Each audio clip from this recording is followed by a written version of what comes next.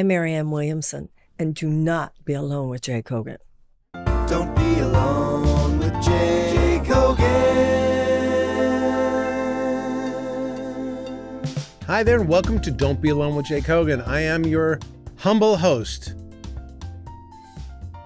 Jay Kogan. That's right, I just had to think about it for a second. I thank you all for being so kind about the show. I get a lot of letters and I get a lot of texts and emails from people saying how much they love the show, and it makes me feel good. If you would like to be one of those people who make me feel good or bad by writing me something horrible, please feel free to email me at dbawjk@gmail.com. Also, if you like the show, please subscribe or like or click or whatever kind of button you have to do to initiate the idea that you are positive about the show. Because when you do it, then other people do it, and then it makes the show better. You can also share the show. That's a great idea. If you like this show and at the end of it, you see somebody else should hear it, send it to somebody. That's how most people get their stuff these days. They don't get advertising. They get friends telling them stuff. So send this show to someone if you like it, and if you hate it, send it to someone you hate. Getting out is getting out. That's the best part. Today we have a very interesting show, a wonderful show for you. Normally we usually have people from the world of show business on, but today we have somebody from the world of I guess, inner healing on. Inner healing and kind of politics, but mostly inner healing. Marianne Williamson, who became an expert on the Course of Miracles and brought that to the fore and brought it to Los Angeles and then the world, is here today. She's our guest. She's amazing. She's written 16 books. The last one was called The Mystic Jesus, The Mind of Love, and it's all about the wisdom you can find from Jesus, just like she's written about the wisdom you can find in many other places.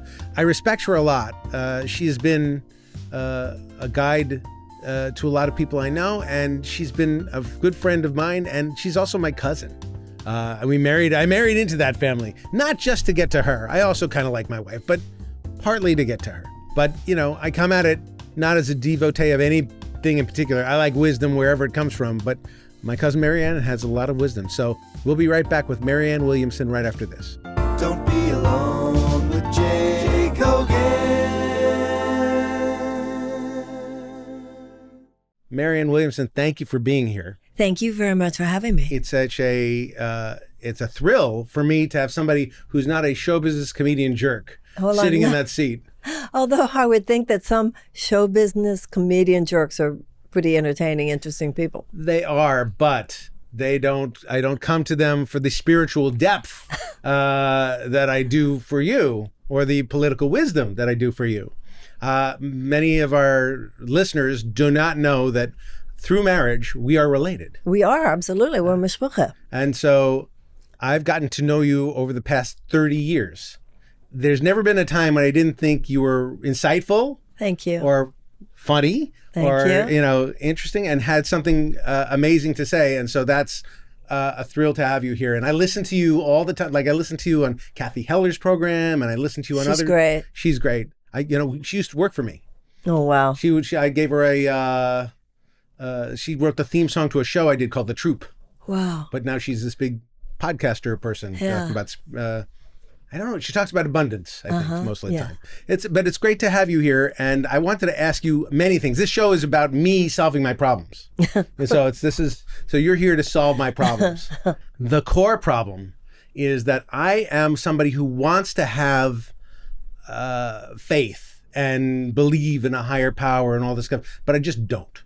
And it's kind of like the universe, I believe, part of me believes like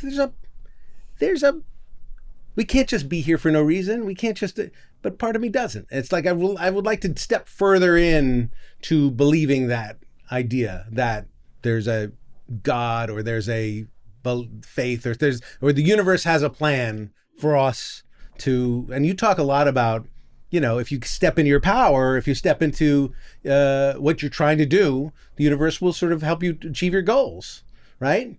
So like, here I am. Am I supposed to be doing this? Is podcasting what God wants me to do? Well, first of all, if there is a God, Yes. your opinion about whether or not there is a God is irrelevant. Cool. Completely. So there is or there isn't. If you want to believe that there is something more, believe something more. Right. If you don't believe there's something more, don't believe there's something more. Neither one of those opinions is really going to affect God at breakfast. You know, Right.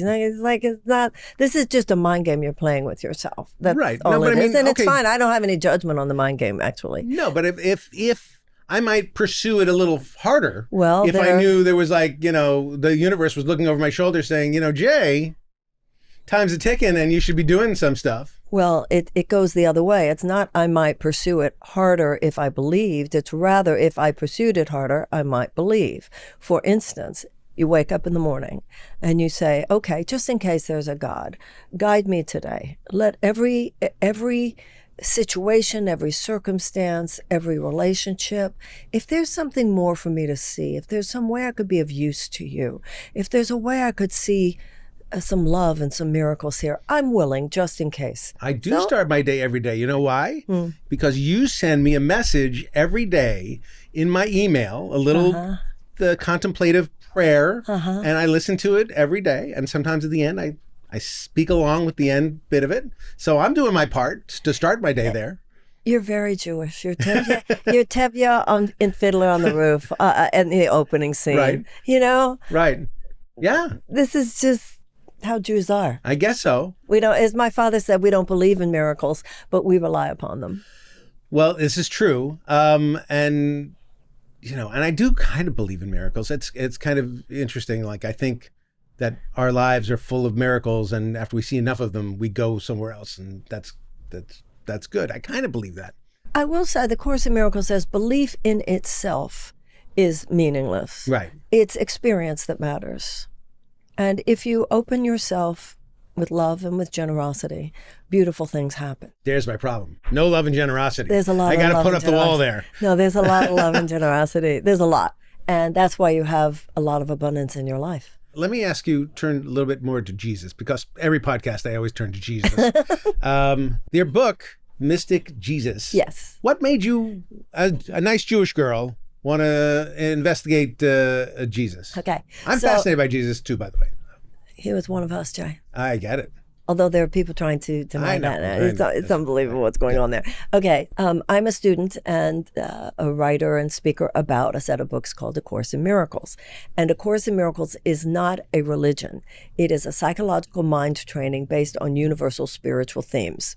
And it does use traditional Christian language. So when I first saw the book, I was like, oh, this is a Christian book.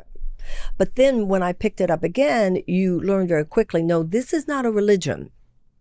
And Jesus is represented, first of all, this is not an exclusive Jesus. And it's a Jesus who is seen as a kind of psychological guide. And so that's the first answer that I learned very quickly as a student of the Course in Miracles, that there's nothing in here making me less of a Jew or to identify less as a Jew or anything along that line. But secondly, this book was written in response to a phone call I got from my editor at my publisher, who said, we're getting a lot of calls from booksellers who say that people are coming into bookstores saying, do you have anything about Jesus that isn't like Christian? Right. Isn't that fascinating? And so the quote unquote unchurched has been the largest spiritual and religious denomination for a long time. Yeah. So my career has really rested in many ways on the fact that when a lot of people, understandably, rejected a lot of the doctrine and dogma of organized religion Right. over the last few decades, people then ended up feeling they threw away the baby with the bathwater. It's like, no, I didn't want to not have a relationship with God. I just didn't want all the wrappings. Right. And And so- sometimes the story of the Bible or even the Old Testament, the New Testament, those stories, some people take them as gospel, no pun intended. Well, those stories tend to be deeply metaphysically, right. psychologically but people say, relevant, no, that actually. and that's the point where you lose a lot of people. Well, it's the doctrine and the Yeah. dogma. You Yeah. need to do this, you need to do Right. that. I think a deeper understanding of the almost Jungian significance of these stories, which is part of what I write and talk about, is actually very profound in terms of not only understanding ourselves, but in terms of what's happening in the world today. Right. So I think actually, your wife was saying to me a few minutes ago, talking about the fires and saying there's something almost biblical about this. I mean, we use those expressions because we instinctively and intuitively know that there's a deeper drama going on this planet. Maybe that's why people are going to the bookstores. And my new book, Jesus' Biggest Bloopers, is going to be... Somebody needs to write. What would be an example of a Jesus blooper? Please do tell. Well, he meant to turn the water into Hawaiian punch, not wine. And that was a mistake. So, Have you seen that thing on the internet? Remember Art Linkletter? Sure. An Art Linkletter asking that little girl her favorite story in the Bible. Have you seen that one? I don't know this. It's a famous little viral thing. So Art Linkletter invites this little girl, what's your favorite story in the Bible? And she says, when Jesus turned the water into wine. And he said, really? Now, what do you think that means? And she said, when you run out of wine, just get on your knees and pray to Jesus. Well, there you go. But actually... That's a savior.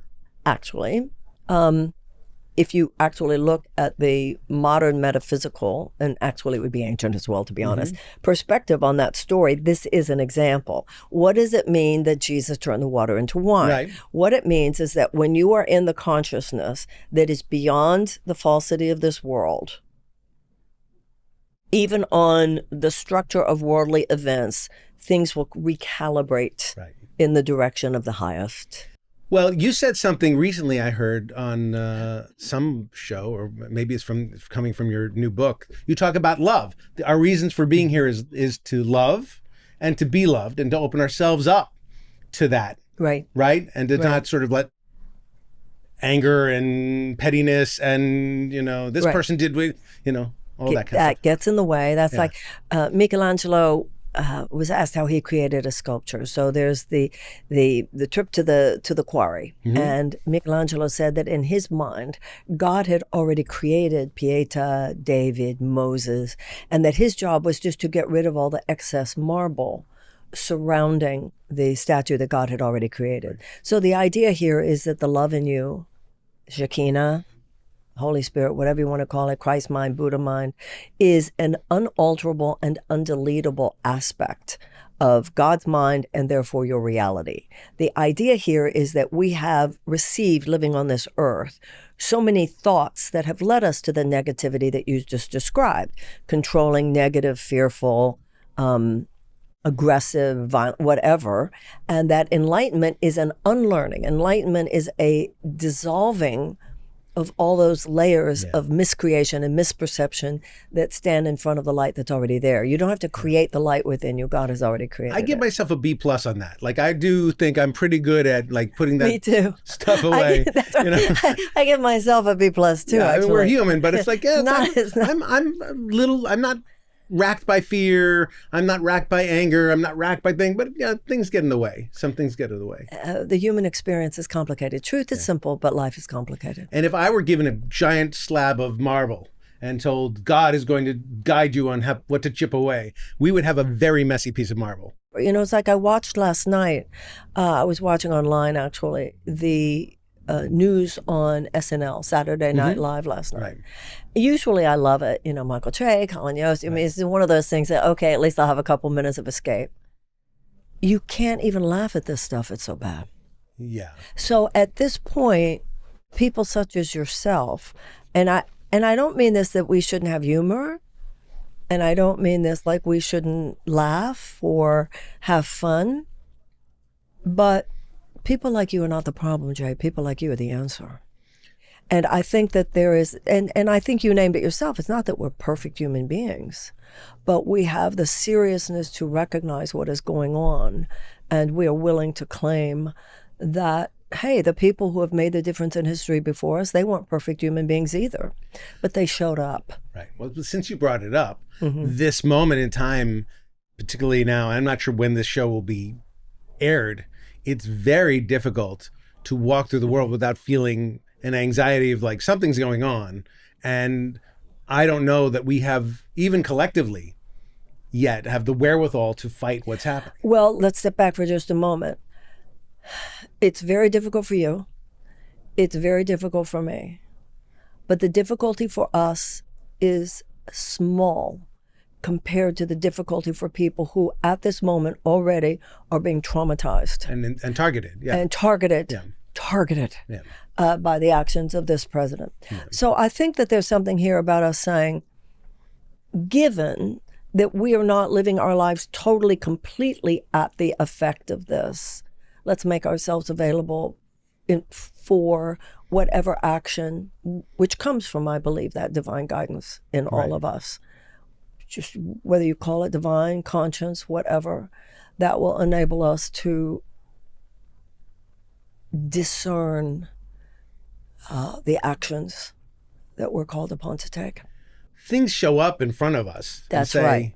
I'll say, this is something we can do then. That's right. But do we wait or do we be proactive? No, we are living in an urgent moment. Right. There is no, I've been saying, as you know, having run for president and so forth, I've been saying we can't wait for a long time. Right. But people, we were taking these little incremental approaches, and that was traditional establishment thinking. Oh, we're doing great. We were not doing great. Right. This has been coming for a while now. That's a whole, conversation about the way I believe some people allowed this big hole to develop, and Trump just walked right in. Be that as it may, we are where we are. And I think that you and I both, and I'm sure many of your listeners, already live within vortexes of power, right? You being here in LA, your industry, any of us who have a professional identity, any of us who have any kind of a public interface, we don't have to know what yet, but we can be in an attitude of complete receptivity and availability. And I think that's the point. I agree. But I feel like it's only a couple days in. Well, and I'm still like I hear, and I've stopped listening to the news, and yet I hear alarming things every day anyway. And this was the strategy, and it is shock and awe, and it is designed to make people feel don't even think about trying to go against this. Here's a question for you, because you went into 2 presidential campaigns, yes, knowing the odds were stacked against you, knowing that and maybe you knew more now than you did when you first started, how the forces of media and politics would do their best to sort of push you aside. Actually, it's not quite like that. When I ran in 2020, yes, I was a minor candidate. As a minor and knew that, of course. Mm-hmm. But I was given, more than not, a fair shot. I had a CNN town hall.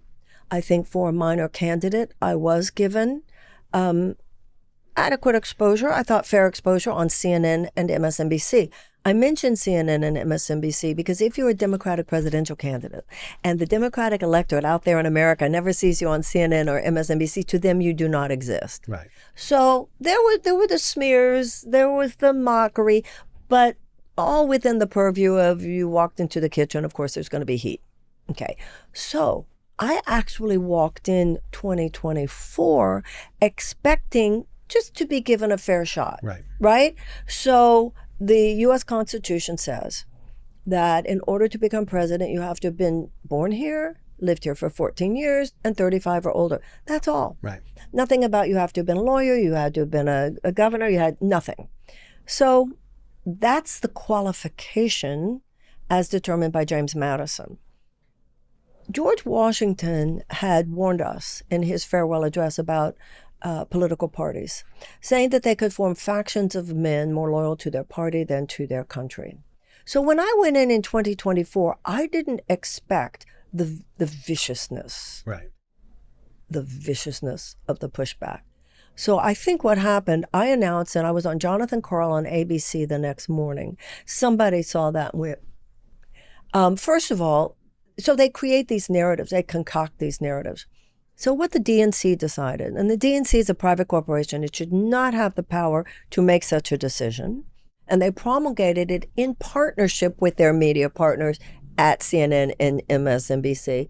We don't primary incumbent presidents. I'm sure you know many smart people who said that to you over and oh, no, Jay, we have to go with Biden because we don't primary. Well, excuse me, Eugene McCarthy and Bobby Kennedy Sr. primaried Lyndon Johnson, who was a sitting president.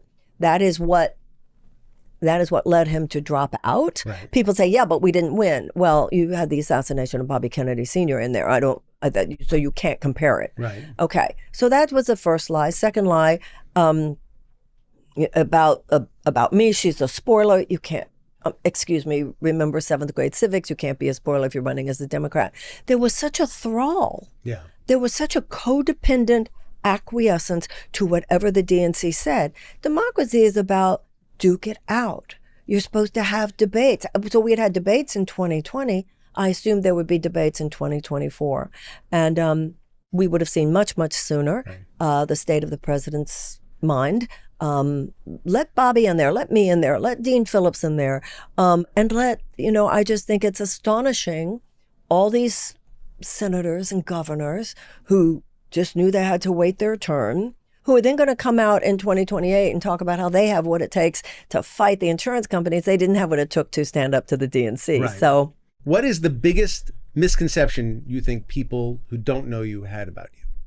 lightweight, crystal lady, told the one that hurts my heart is, here in Los Angeles, I was very active in the AIDS crisis. There are people who have said that I told the AIDS patients not to take their medicine, right. that the only reason they had it was they didn't pray enough or something like that. This crystal lady stuff, kind of lightweight, mean, right. If you really see how it works and how they create these narratives and the hits and I'll tell you something. When you run for president, this didn't happen in 2020, but it happened in 24. The FBI calls. And the FBI says, we'd like you to come down to the building. We want to give you a briefing, and we're going to give the same briefing to every other presidential candidate. And they describe things that they say, these things either are happening or will be happening. This is not a might happen. Mm-hmm. We wouldn't have called you down to the Bureau if it was just a might happen. These things either are happening or will be happening. They describe things, and then they say the three main suspects are Russia, China, or Iran. I recognized at least the beginnings of all three of those things, and I said to the gentleman, I recognize all three of those, and they're not coming from those countries. They're coming from right here. Mm-hmm. And he looked at me like this. They infiltrate campaigns. Mm-hmm. They kick you off ballots. I think a lot of people don't understand how that works. The Secretary of State in a primary election, the Secretary of State says to the party, okay, who have you got? Who do you want on your ballot? So there were some very righteous party chairman who says, well, we've got Marianne Williamson, we've got Dean Phillips, and so forth. And there were a few who said, Joe Biden. And the Secretaries of State said, well, what about this Dean Phillips and Marianne Williamson? Oh, no, we're going with Joe Biden. And of course, in Wisconsin, Dean took them to court. The Supreme Court made them reinstate him. I didn't have the tens of thousands of dollars in my campaign coffer to challenge it in court. Well, the Republicans did it when Trump ran for re-election in 2020 as well. Like they said, we're not going to have, there were some people who wanted to challenge him and he said no. Which is really terrible because it leaves a lot of Americans knowing that if we don't have an ethical course correction in our actual political process, we will not have the almost spiritual fuel and emotional and psychological dynamism to take him on. And I still see Democrats who are thinking, no, we just need to be better fighters. We're not going to counter this extraordinary assault on our democratic freedoms and our humanitarian values just by trying to fight him. They don't fight fair. They're shameless. We're going to do it by inspiring and exciting and reminding people what democracy is and why it's worth. Well, let's go back to what we were originally talking about a little bit. So like when you say, there's things you've said that I would like to understand a little clearer. You say that that thoughts become physicalized, that thoughts become things. How does that work? Okay, and this is primary, foundational stuff. Right. The idea is that all thought creates form on some level. The idea is that thought is cause and what's happening out there is in the realm of effect. So in our shallow ways, we're playing whack-a-mole because we're always trying to treat symptoms. But if you only treat symptoms without addressing cause, then new symptoms will always appear. And the cause is, for instance, in this country, a profound disconnection from deep devotion generation after generation. We have forgotten to teach our children. We have forgotten to be the keepers of the story of the deep moral and ethical and spiritual significance of democracy. Once that disconnection has occurred, then Trump-like forces are almost inevitable, and you can't just fight them on the level of the symptom. Okay, so my thought is, boy, I would love democracy to be more important. How does that take form then? It's going to take someone who can counter the adrenaline rush that Trump has created. And someone who, Franklin Roosevelt said that we would not have to worry about a fascist takeover as long as democracy delivered on its promises. Right. Democracy hasn't been for a long time. Exactly. Yeah. And if democracy delivered on its promises, we would not be the only advanced nation in the world, not even just advanced democracy, advanced nation that has no universal health care, that has over 1 million people rationing their insulin. So the Democratic Party prides itself, well, we've done so good. Insulin is now capped at $35 for people 65 and older. This is the insanity of incrementalism. Right. Insulin should be free. We have 1.3 million Americans who are rationing their insulin. A lot of people have diabetes who are under 65, and then that you have to connect to the crap in our food supply and so forth. So we've been taking these little steps rather than seeing and recognizing that even the most rudimentary knowledge of history informs you that large groups of desperate people are a national security risk. They form a petri dish, and out of that petri dish is almost an inevitable amount of personal and societal dysfunction, including attraction to a political strongman. Back to so thoughts take form. So you're saying thoughts are inspiration to action? Is that what it means? Absolutely. Okay. Because your thoughts calibrate, your emotions arise from your thoughts. So your thoughts determine your perspective. And your perspective then determines your feelings and determines your modes of behavior. And also determines how other people perceive you. Because we're all subconscious. Everybody subconsciously knows everything. This is the way reality actually works. And we all know this. You and I are auditioning someone or interviewing someone for a job. They come in. And you and I, this happens every day. One of us says to the other, great resume, great presentation. I'm just not feeling it. Mm-hmm. And there are also times when interview happened and one of us says to the other, I know her resume isn't as good, but I have a good feeling about that woman. Right. That is a team player. Mm-hmm. It's so we're all putting out energy all the time that is more than the material. And that had to do with what was happening inside those people, had to do with their character, had to do with their ethics, had to do with their positivity, had to do with their generosity. So what's happened, and we can look at this historically, it started with the advent of the West, of, the climaxing of Western materialism through the Industrial Revolution, Walt Whitman, Emerson, Thoreau, the Transcendentalists, all of the philosophers in England and America saying, no, don't go there. Our attention got lured. It became a mechanistic, rationalistic perspective at the expense of the inner life. Oh. And that's what the 20th century ended up being. Now, there's a great effort going on to rebalance and to recalibrate because people can see where this got us. Right. We're soulless. Our entire operating system in Western civilization has been hacked by this amoral, soulless strain of capitalism, basically. And so there is, especially among young people, a great effort, yearning, and need to rebalance. And I think among all of us too, something's so out of control. And we know that there's no 1 or even 5 or even 10 material fixes that are going to change everything. It does seem that people are seeking out maybe more and more some kind of salve for the automation and roboticness of it. People feel out of control, feel that, they're being phased out. Well, definitely that. Yeah. Last night I saw Death of a Salesman. Look when that play was written and the direction of amoral, ruthless capitalism, Right. and what it did in Willie Loman's life and what it did in his marriage and what it did in his family.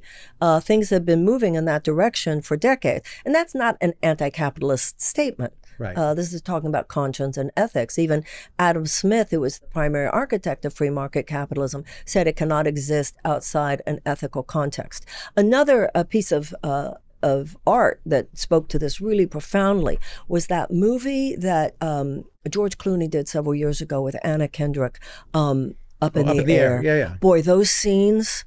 About people getting fired, yeah. That, to me, that's one of the great pieces of movie making right there. Mm-hmm. That was just astonishing. Yeah, because here, what are the promises? The promises you're going to make enough money, you're going to have a house, and you're going to have a family. Yeah, and the next thing you know, your kid's in rehab, your kid's suicidal, your family is in disharmony. So people are not stupid. Something has really gone too far, Which and I is think people want the spiritual correction. The problem of, you're right, people have seen that, and a lot of people think, make America great again. Going backwards is the way to fix it, as opposed to trying fixing what's going on now. I'm a believer in what Eisenhower said when he said the American mind at its best is both liberal and conservative. There are the fringes on left and right, and then there are high-minded principles of both conservatism and liberalism, and I think we need to reclaim them. Every time I meet a Republican, I say, just bring the soul back to your party, okay? Mm-hmm. And every time I see a Democrat, let's bring a soul back to this party, okay? What do you mean when you say you can only receive what you give away, or what you can? Okay, so on the material, so there are two realms of experience. It's Right. like the mind has split in two. There's one realm of experience, which is the three-dimensional realm, and we're humans, and we're here. And in that, if I give you this, you will have it, and I will no longer have it. But on the realm of the spiritual, which is not only as real but actually more real, if I'm kind to you, not only was there the gift of that kindness, I received the gift as well. Because you receive something, the joy of giving something, or the It's more than joy. It's the way the mind operates. It's the exact opposite of the material world. If if you go all the way back to the foundation of this, the idea is that there's really no place where your mind stops and my mind starts. So anything I give you, I actually am giving to myself. Now, there's joy, generosity, and kindness, but there's also meanness, attack, judgment, blame. So, for instance, the Course in Miracles says, if I attack you or judge you or blame you, I think I'm just dropping a sword on your head, but actually I'm dropping a sword on my own. By virtue of that, if you walk through the world trying to give as much love as you can, or receive love, or operate on that plane, you're getting a lot back. And that goes back to what you and I first talked about. Just try it and see if it works. You can't, I was once at a seminar, and the seminar leader said, look around the room, and every person that you see, silently say to yourself, the love in me salutes the love in you, or the God in me, or salutes the love in you. And then just move to the next person. Just look at them and think to yourself, the love in me salutes the love in you. The love in me salutes the love in you. Obviously, you don't say it out loud. It's within yourself. And what I've learned is you do that for 2 minutes a day, and I defy you to be unhappy. You can't do it. I travel a lot. So I was going through airports. And so another airport. And then I thought, based on my study and practice of these things, just bless everybody at the airport. And the more I did that, the deeper you go deeper. It's like, I wonder where they're traveling. I wonder what they're going through. I wonder, sometimes I'll say to people at my lectures, think of the most painful moment you've ever been through. And you go, okay. And then I would say to people, it is statistically reasonable to assume that the person to your right has suffered that much too. Mm-hmm. It is statistically reasonable to consider that the person to your left, in front of you, and behind you has suffered that much too. Now look at the room again. It's a different room. but it's hard to bless somebody who just sold you a $20 water. So that's the airport situation. So you're at the airport and they're selling you $20 waters. Well, Martin Luther King. I'm just not that good. Martin Luther King said, no, Martin Luther King said, God said I have to love him. He didn't say I have to like him. Well, that's true. But I was going to add to that. Yeah. So I was living in an apartment in New York, and I loved this apartment. It was in this old seminary, and it was like being in a little English village in the middle of Manhattan. It was so beautiful, and I loved it. But the apartment was tiny. So when it came to renew, I need something, you could hardly even move around. Okay. So I got an apartment that has this total cityscape. Right. And I thought that was kind of exciting and very New York and kind of glamorous it felt. So I'm sitting there and saying to myself, I just don't know if I can meditate as easily here because, that English village feel was so calming and restorative. And then I said to myself, Marianne, look at all those buildings. Think of all the people in those buildings. You just look at that building and just bless. The love in me salutes the love in you. And then look at that. And look at that building. I thought, wow, this really is great meditative exercise. Look at that building, that New York building. Look at all the people who live there, the people who work there. Silently bless them. Go to the next one. Look at that one. Look at that. This is amazing. There's so many. And then look at that one. Trump. Yeah. Trump Right. Tower. Right. Right. Practically across, like 2 blocks away. And I laughed out loud. I knew that was quite an exercise. Couldn't get away from it. It was a small apartment. So every day I had the opportunity. I said to myself, okay, there's no way you're not going to see this. Every day you're here. You're either going to go or you're going to bless him too. Right. So doesn't mean you don't disagree with him. Right. Doesn't mean you don't do everything possible to make sure he retires in Mar-a-Lago. It just means that you don't engage in the lower level emotionality that ultimately does definitely try this. I'm going to bless so many people. There'll be restraining orders. I promise you. I'm going to do it fully. Well, there are no restraining orders in that realm. Not in that realm, but in this realm. But that's my point. Yeah. Yes. I'm going to give you an example of something that happened to me 2 days ago. Okay. That fried my mind. Okay. All right. And you can tell me the heavenly response to this. I went into a store and I ordered a bagel. It was a salt bagel with lox. That place charged me $25 for the salt bagel with lox. And I said, okay, I'll pay it. So I paid the thing, credit card, boop, salt bagel with lox. I only like salt bagels for whatever reason. It's a thing. No cream cheese, just salt bagel lox. They, moment later, said, we don't have salt bagels. And I said, okay, well, give me my money back. And they said, we can't. And they said, it's not our policy. We can't give you your money back. You can have another kind of bagel. And I said, I don't want another kind of bagel. I want the one I just ordered. Oh, wow. And they said, we don't do that. Oh, wow. And I stood in front of the counter. I never do this. I don't complain. I stood in front. I said, you need to give me my money back because it's an outrageous amount of money for something that you're not selling me. And they said, no, you can have a credit or you can have a different sandwich. I said, no, I want my money back. And it blew my brains out. Like I couldn't figure out what to do. I was so angry about this. Like in a way that I'm never angry. These things just I roll off. I was furious in that moment. And eventually a nice patron of this place said, I'll give you $25 for your credit because I'm here all the time and you can have your money back. And that's how it was resolved. It was not resolved through the store doing the right thing and just giving me my money back. Well, you were angry not about the bagel. You were angry about the injustice. Yes. And so you were right. What do you do about this injustice? You were right. There's nothing inherently unloving in the fact that you stood for justice there. Now, how you expressed yourself, I don't know because I wasn't there. If you expressed yourself in a way that was demeaning towards the salesperson or that came across like a personal attack, that is non-loving. But the fact that you took a stand for justice, there's nothing inherently unloving about that. Sometimes love says no. And I think in this world today, there is greater danger in accepting things we should not accept than there is in standing for what we know is right. I did not say anything untoward to the manager of the place. I think it's great. So that other patron snap into a fetal position and just rocked. And that other person got your credit. So all's well. It was, except it's just a little bit unsatisfying that the store didn't get the full justice. Did you ask to talk to the manager? I was talking to the manager, yes. Ooh. Yes, I was talking to the manager. I was furious. So that's where I feel like if I was enlightened, though, I might handle it somehow differently. I would have. I'm still angry about it. Like I haven't let go of this thing. No, I'm not so sure. The fact that you have a sense of injustice is not a bad thing. All right. That's unjust. Yeah, I agree. So sometimes you stand. That's not inherently loving. You know, this idea that love just means, oh, okay, all the time. No, that's not what love necessarily is. Well, thank you for justifying my anger. Well, I don't know. I don't know if it's that or that you and I are both stuck at B+. I'm not sure.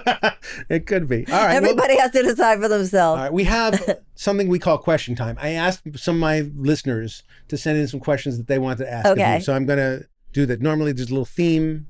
It's question time. The Art of Water says, was there a particular event in her life that pushed her to get into politics? Yes. Not an event, but a string of events. When my career began here in Los Angeles, I was working very soon after I started lecturing, I was working with people with AIDS. And so the joke became in this town, very few call Marianne because things are going well. Right. And I had what I see to have been a real privilege of having been invited into many people's lives in some of their most agonizing hours.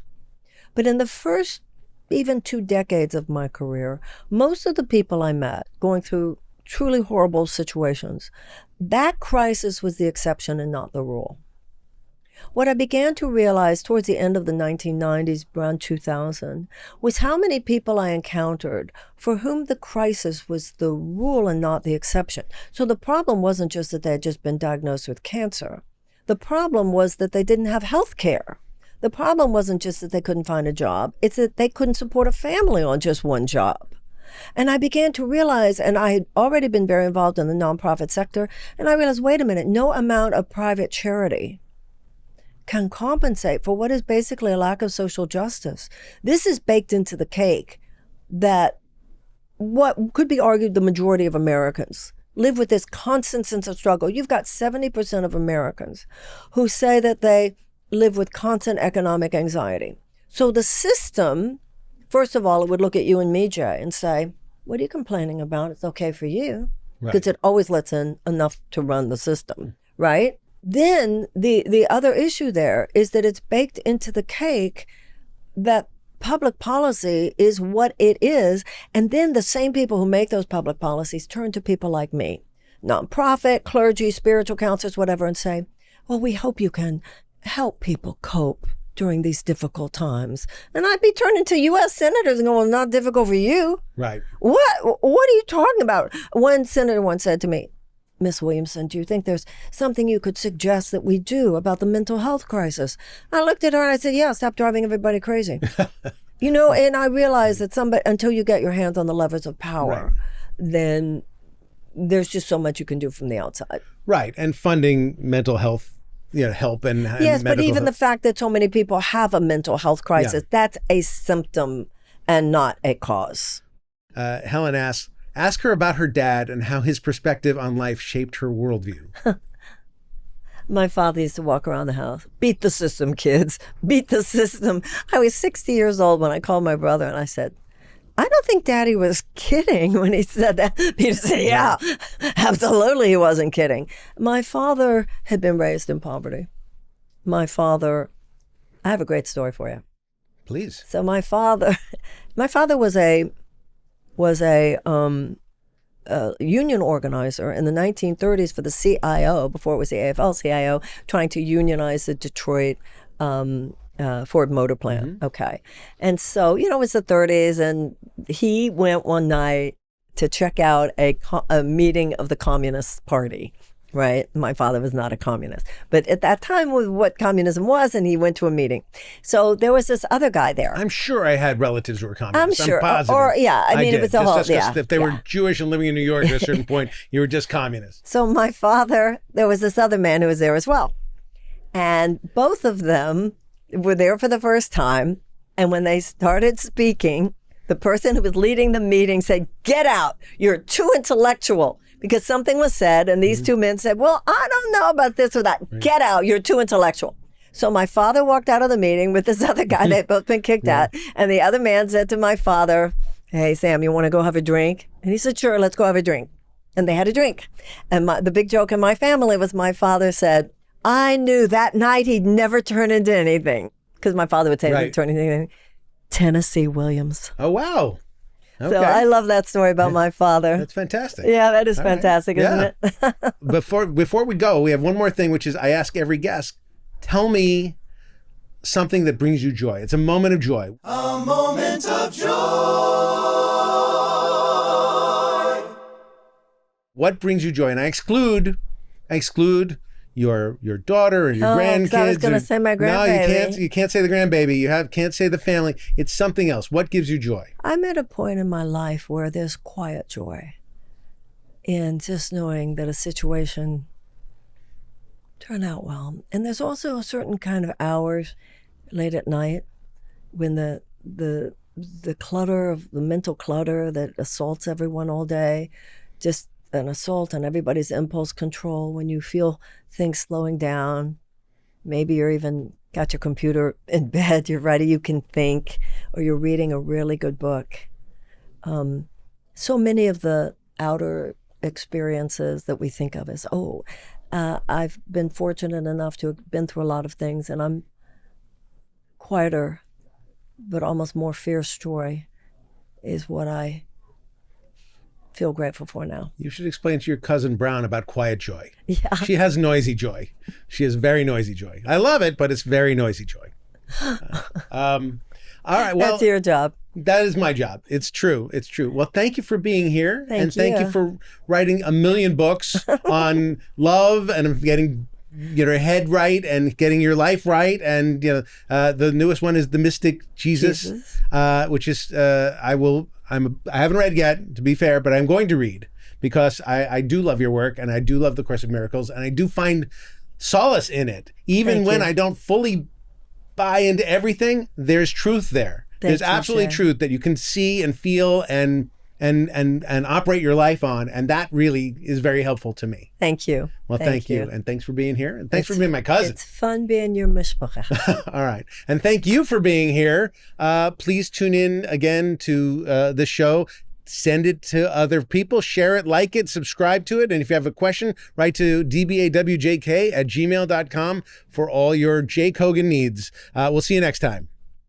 Don't be